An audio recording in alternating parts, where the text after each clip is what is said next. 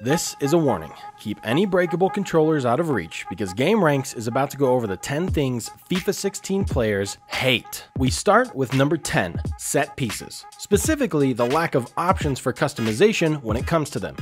In FIFA 14, you used to be able to set custom formations and runs for players on corners and free kicks, and although it began to be abused and exploited after a while online, removing that option really affected strategy and other offline game modes. Furthermore, it'd be nice to be able to customize the defensive side of free kicks as well, to prevent things like this half pyramid of failure from allowing opponents an easy shot on goal, especially since fouls and free kicks have become so much more common in FIFA 16. Number 9. Now, this is for the more hardcore FIFA player. You may have noticed quite a few small changes in controls this year, but the one sticking out as a problem to many players is the player switching. A feature that seemed streamlined and totally not broken in past years has been changed. The simple right bumper or R1 switch has been tossing control to many players who are barely within earshot of the action, let alone close enough to make an impact. Using the right stick to switch players also feels a lot slower and less responsive than past iterations as well. Oh, and don't even ask me about the auto switching. You're better off just turning that whole mess off. Number 8. Player collisions have been an issue ever since EA Sports introduced the Ignite engine into FIFA 14. But now, instead of vaulting players into hilarious tackles on teammates, upgraded ball physics just ensures you'll never get possession of the ball so long as 2 defenders are around it simultaneously. Number 7 is kind of related to number 8. Defensive AI mistakes are becoming way more abundant and really annoying. Oh, he put it into his own net! Own goals, missed passes, goalie punches that go straight to an opponent.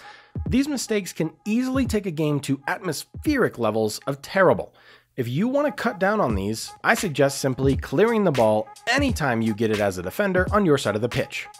Okay, maybe that's going a little bit overboard, but you get the point.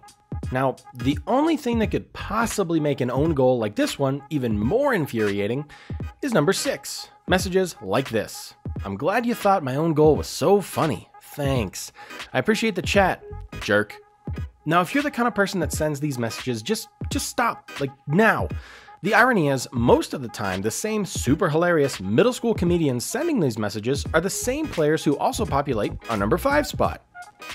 Number 5. This slot is dedicated to pointless skill moves guy. And before you get all upset, this isn't a statement of me sucking terribly at FIFA, nor is it a complaint against players who can Ronaldo chop past me in their sleep. No. This is about Captain Crossover who decides that his super epic rainbow flick totally blew your socks off from 20 yards away. These are the skill spammers who think they need to dodge not only your defender, but every single blade of grass between your defender and them. Hilariously enough, once they actually get to an opposing player, taking the ball off them is so easy, you don't even have to hit the tackle button. Number 4. Now, it's one thing to get beaten by someone online, but in offline mode it can be especially frustrating when you're playing with, Manchester United and Aston Villa tears you a new one in an important match. But when that happens, be sure not to get too mad, especially if you have a Kinect or something like it, because EA Sports are really cracking down this year when it comes to the "stop being a loud fat idiot or we'll fire you" messages in career mode. You know what? If I want to be able to tell the ref and then I should be able to, damn it. What's the referee going to do now? Because he's dealt with the player, he's got a manager to deal with as well, who's absolutely livid. Not setting the best example, you could argue, to his players. Okay, alright, number 4 probably has some sort of good reasoning behind it when it comes to me yelling at the TV. I'll try to stop doing that. But as far as number 3 is concerned, it really makes it hard to stop that, because number 3 is the refs. Need I say more? Oh, I do need to? Oh, okay, well, for starters, what's with all the cards this year?